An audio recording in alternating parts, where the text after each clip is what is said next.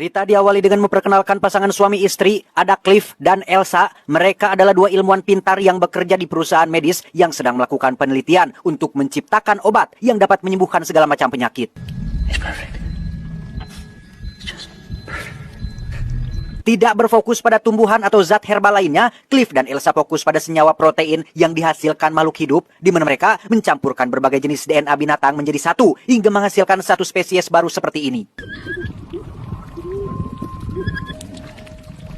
So cute. Ya, inilah spesies hasil campuran berbagai macam DNA binatang, di mana saat ini mereka sedang dalam fase kedua, yaitu mengkawinkan dua spesies berbeda, jantan dan betina, agar menghasilkan spesies baru untuk diambil diteliti proteinnya.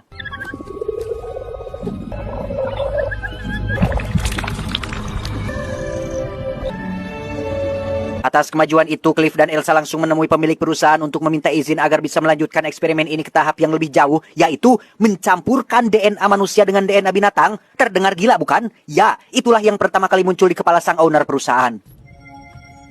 Human beings. Ooh, hold on. Let's not get too far ahead of ourselves now. By incorporating human DNA into the hybrid template. Sesuai tujuan awal proyek ini, yaitu menciptakan obat dari protein makhluk hidup, Cliff dan Elsa yakin jika protein yang dihasilkan dari spesies campuran manusia dan binatang akan lebih baik, sekaligus mempercepat waktu proses penelitian ini. Please. If we don't use human DNA now, someone else will. We are shutting down the splicing facilities. Shutting down. Karena itu masih berupa teori, sang owner tetap menolak permintaan mereka. Bukan apa-apa, melibatkan DNA manusia ke dalam eksperimen yang belum jelas hasilnya justru akan menimbulkan polemik yang berkaitan dengan moral, yang berujung dengan jerat hukum, pidana, di demo masyarakat, dihujat netizen, dan lain-lain. Sehingga owner dengan tegas melarang mereka untuk melibatkan DNA manusia dan fokus saja pada dua spesies jantan dan betina yang sudah mereka ciptakan. Dari keduanya, Elsa lah yang paling tidak terima dan paling tidak suka diatur-atur, yang mana Elsa jugalah yang secara ilegal mengambil sampel dari tubuhnya sendiri untuk tetap melakukan eksperimen, mencampurkan DNA manusia dan hewan tanpa sepengetahuan dari perusahaan. What's the profile? Jane Doe. Anonymous female donor. Clean medical and heredity.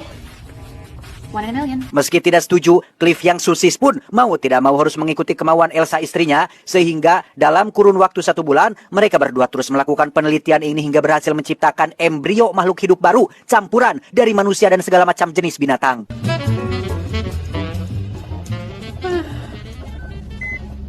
Wait a second, it's happening. Why now?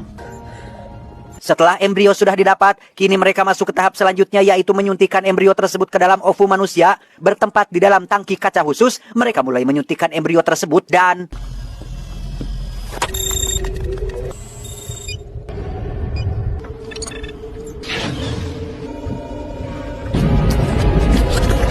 Beberapa hari berlalu setelah janinnya mulai membesar, Cliff tetap merahasiakan proyek tersebut, bahkan dari Gavin, adiknya sendiri yang memang sama-sama bekerja di lab yang sama, di mana Elsa sendiri sempat panik saat janin tersebut berhenti berdetak, tetapi...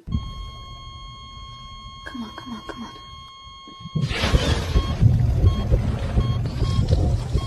Di rumah, Elsa mengungkapkan rasa gembiranya atas eksperimen mereka yang sudah mulai terlihat tanda-tanda keberhasilannya. Meski saat ini masih ilegal, tapi Elsa yakin jika hasilnya sudah didapat, maka perusahaan pun pasti akan mendukung proyek ini. You know, for down the road. You are talking about a kid, aren't you? Keesokannya saat baru datang ke lab, Cliff dan Elsa langsung disambut dengan kepanikan ketika janin tersebut mengalami kritis, sehingga Elsa yang tak ingin usahanya sia-sia pun nekat mengeluarkan janin tersebut dengan tangannya sendiri dan...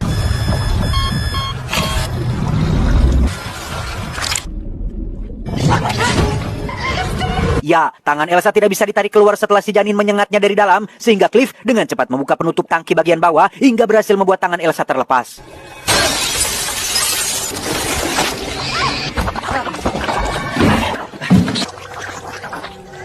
Esok paginya, mereka kembali ke lab untuk memeriksa kondisi si janin yang sudah mereka tempatkan dalam sebuah kotak. Entah masih hidup atau tidak, Cliff kelupaan membawa alat pemotong ari-ari, sehingga ia memutuskan untuk keluar sebentar, tepat saat Elsa menyadari bahwa janin tersebut sudah kosong, yang berarti... Clive? Ya, entah spesies apa ini, mirip tikus tapi tidak punya tangan dan tidak berbulu. Saat Cliff akan membunuhnya dengan cara mengeluarkan gas beracun, Elsa langsung mencegahnya dan justru malah membuka maskernya untuk memancing si makhluk agar datang mendekat.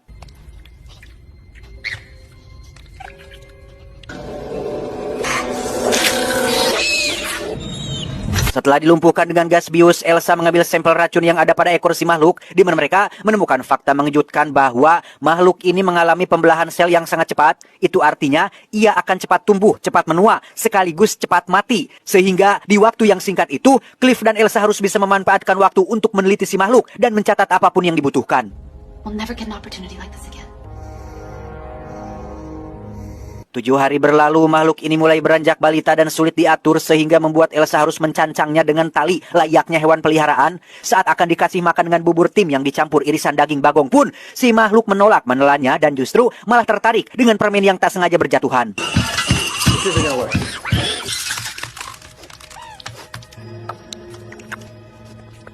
Pada akhirnya, diketahuilah jika makhluk ini lebih suka mengkonsumsi sukrosa alias gula, sehingga Elsa mencampur permen dengan bubur agar ia mau memakan makanan tersebut.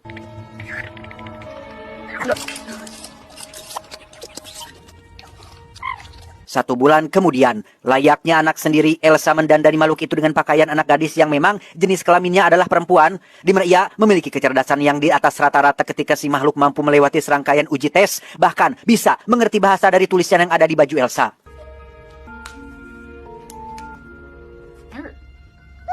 Dari situlah Elsa mendapatkan nama untuk si makhluk, berasal dari kata nerd yang berarti aneh. Elsa membalik katanya menjadi Dren dan memanggil si makhluk dengan sebutan tersebut. Dren. Her name's Dren. Tak lama, muncullah klip yang langsung menegur Elsa tentang aksi nekatnya membawa Dren keluar dari ruangan lab. Menurutnya, itu sangat beresiko tinggi yang dapat membuat Dren ketahuan. Dan benar saja, Gavin, adik kandung klip yang penasaran pun, nekat membuka paksa pintu masuknya dan tiba-tiba...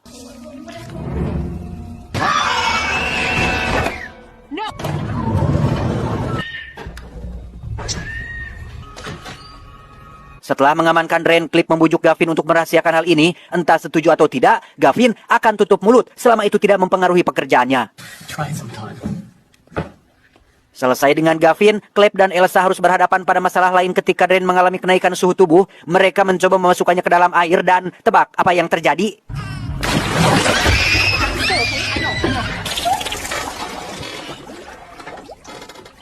Ya, Dren memiliki paru-paru amfibi yang membuatnya dapat hidup di dalam air. Karena ia adalah individu yang tercipta dari berbagai jenis makhluk hidup yang berbeda, maka secara teknis, Dren bisa hidup di dua dunia dan memiliki organ tubuh yang lebih kompleks dari makhluk hidup lainnya.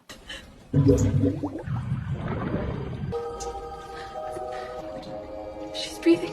2 bulan berlalu, Dren sudah tumbuh menjadi remaja yang punya tempat tidur sendiri. Elsa sengaja memperlakukannya seperti itu untuk membuatnya tetap tenang, supaya riset dan penelitian yang ia lakukan bisa lancar tanpa hambatan.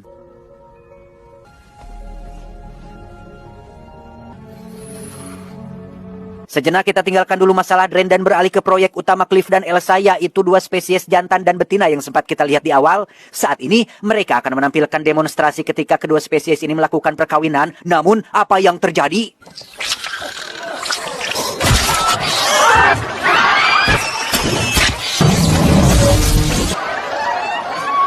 Kekacauan yang terjadi barusan mengakibatkan proyeknya ditutup, sehingga mulai sekarang Cliff dan Elsa akan dipindahkan ke divisi lain dan hanya fokus pada penelitian obat-obatan saja. No more monsters. Do you understand? Dengan fakta bahwa labnya akan ditutup permanen, Cliff dan Elsa pun mau tidak mau harus memindahkan Dren ke tempat lain, di mana mereka membawa Dren menuju gudang di dekat rumah lama milik Elsa yang lokasinya berada cukup jauh dari perkotaan.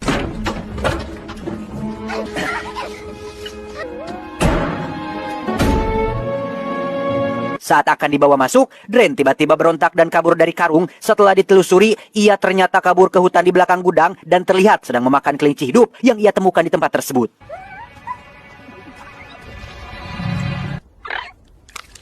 Akibatnya, Dren pun dimarahi oleh Elsa yang berperan sebagai ibu, di mana saat mereka masih sedang memberikan nasihat, tiba-tiba... Got a little blanket for you. Keesokan paginya ketika Cliff dan Elsa memulai pekerjaan di tempat kerja yang baru, Dren sendiri menikmati rumah barunya dengan menadah air yang menetes. Ia kemudian membuka kotak bekas milik Elsa sewaktu kecil hingga menyadari jika seorang perempuan haruslah memiliki rambut seperti boneka yang ia temukan. Disitulah juga Dren melihat ke arah kucing tetangga yang sedang makan. Dren dengan cepat menggiring wheelnya untuk dibawa ke kamar tidurnya dan tebak apa yang akan ia lakukan? Malamnya saat Cliff dan Elsa datang, Dren pun ngambek menolak makan karena bosan terus dikurung di gudang, di mana Dren seketika bersikap gerengseng dengan mengacak-ngacak meja dan makanan hingga kabur ke atas gudang dengan Cliff dan Elsa yang langsung datang menyusul. Fred, get back here this instant! Watch it. Dan ya, siapa yang menduga jika selama ini Dren memiliki sayap dan selaput belakang mirip duri ikan, sempat akan terbang dan kabur dari mereka? Cliff dengan jujur mengatakan bahwa ia dan Elsa sangat membutuhkannya sekaligus sangat tulus menyayanginya.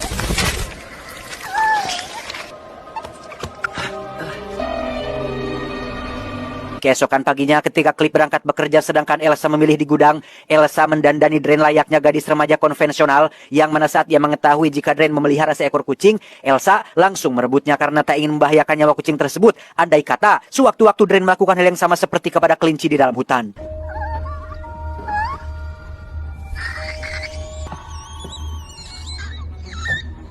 Malamnya saat Cliff baru pulang bekerja dengan Elsa yang tertidur lelap, ia langsung menghampiri Dren yang tampak murung. Tak ingin Dren berada dalam kesedihan yang dapat mempengaruhi kondisi psikologisnya, Cliff pun memutar musik dansa dan mengajarkan Dren bagaimana caranya berdansa sampai nyaris terbawa suasana.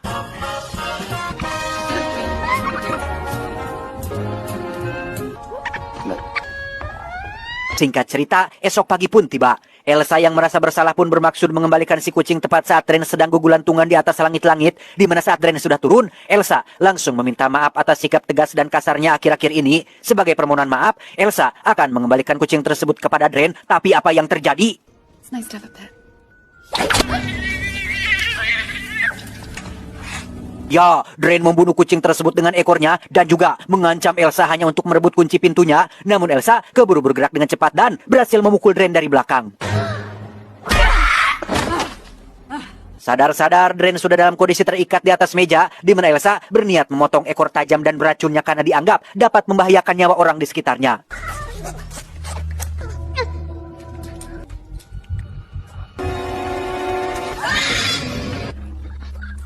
Tak lama setelah Cliff datang, Elsa langsung pergi menuju ke tempat kerjanya dengan membawa sampel potongan ekor si Dren. Dengan sampel itulah, Elsa berhasil menemukan apa yang selama ini mereka cari, yaitu protein utama yang akan menjadi cikal bakal munculnya obat yang dapat menyembuhkan berbagai macam penyakit.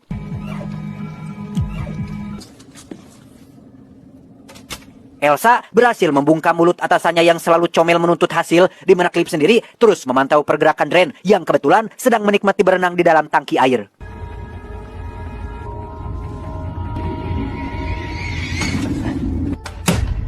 Maksud hati ingin memeriksa kondisi Dren setelah ekornya dipotong, Cliff justru langsung disambut mesra oleh Dren yang sudah mulai dewasa, sehingga terjadilah kegiatan terlarang di luar batas ketika Cliff menyelingkuhi istrinya sendiri dengan melakukan begituan dengan makhluk aneh ini.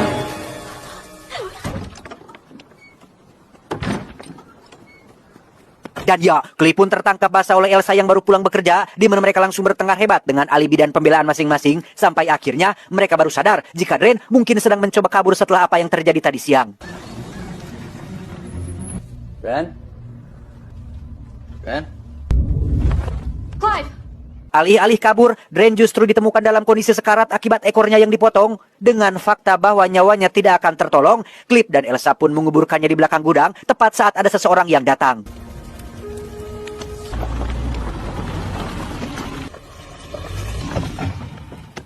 Ya, itu adalah Gavin yang terpaksa berkhianat setelah dipaksa oleh si atasan, di mana tujuan utama si atasan datang ke sana adalah untuk mengambil alih Dren yang dianggap sebagai aset pribadi milik perusahaan. I think you did this on my watch.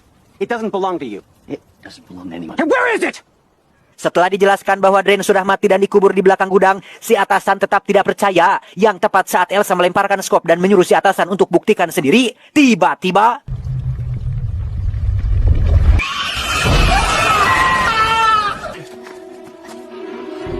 ya, Dren ternyata belum mati, melainkan hanya berganti kulit menjadi sosok baru yang lebih dewasa, di mana Gavin menjadi orang kedua yang mati setelah Dren menariknya ke hutan yang sepi. Gavin! Clive! Stop! Tersisa Cliff dan Elsa yang masih hidup dengan berlari ke dalam hutan. Senter Cliff pun terjatuh ke dasar sungai kecil yang membuatnya harus mendongkang untuk mengambilnya dan... Almost. I got it. Setelah beberapa saat tenggelam, Cliff berhasil naik ke permukaan dan langsung pingsan akibat kedinginan, di mana Elsa sendiri harus terkejut sendirian ketika Dren muncul dari dalam air dengan penampilan barunya yang sudah berubah jenis kelamin menjadi laki-laki.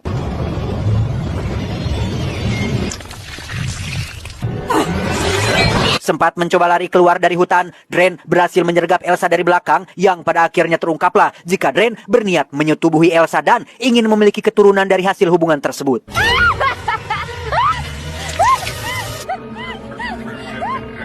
Di saat yang sama, Cliff akhirnya terbangun sehingga tanpa buang waktu, ia langsung menusuk Dren dari belakang dan...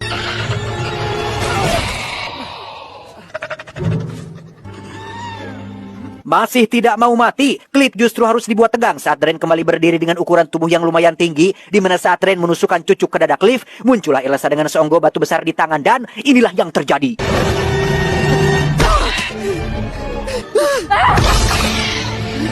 Beberapa waktu setelah mimpi buruk itu berakhir, Elsa dipanggil sang pemilik perusahaan untuk mempertanggungjawabkan perbuatannya. Tidak perlu mengeluarkan uang ataupun masuk ke dalam penjara. Elsa hanya perlu melahirkan bayi hasil hubungannya dengan Dren yang dianggap akan menjadi cikal bakal terobosan baru dalam dunia medis.